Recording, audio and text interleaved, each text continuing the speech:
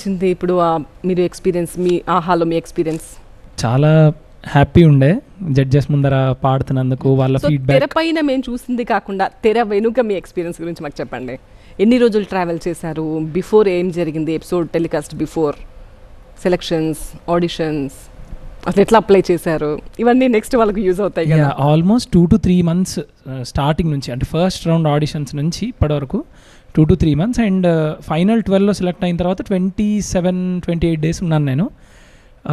తెర వెనుక కూడా చాలా బాగుండే. తెర ముందు ఎంత బాగుండేనో తెర వెనుక కూడా చాలా బాగుండే. సాంగ్స్ డిస్కషన్, అంటే ప్రతి స్టేజ్లో ప్రతిరోజు పాటే కాబట్టి బాగుండే. ప్రతిరోజు కూడా బాగుండే. మర్చిపోలేని ఎక్స్పీరియన్సెస్ అన్నీ. ఓకే, హరిప్రియ మీ ఎక్స్పీరియన్స్? మీరు ఎన్ని రోజులు ట్రావెల్ చేశారు? నేను 1 month almost. Start the day 1 నుంచి లాస్ట్ వరకు కూడా ప్రతిరోజు కుషాల్ చెప్పినట్టు పాటే రన్ అవుతూ ఉంటుంది. నెక్స్ట్ ఏంటి. అండ్ బ్యాక్ సైడ్ అంటే తెర వెనుక అంటే like we use to have great bond.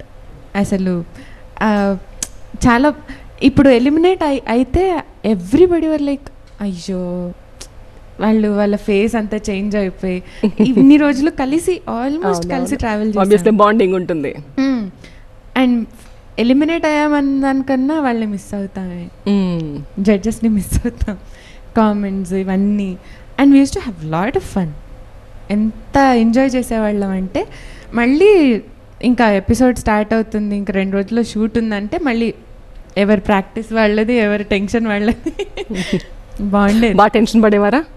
Obvious, అంటే ఇంకా స్టేజ్కి ఎక్కుతున్నాం, ఇంకా రేపు షూట్ అంటే వాళ్ళంతా సైలెంట్ అయిపోయి ఎవరి ప్రాక్టీసులు వాళ్ళవి. బాగుండేది.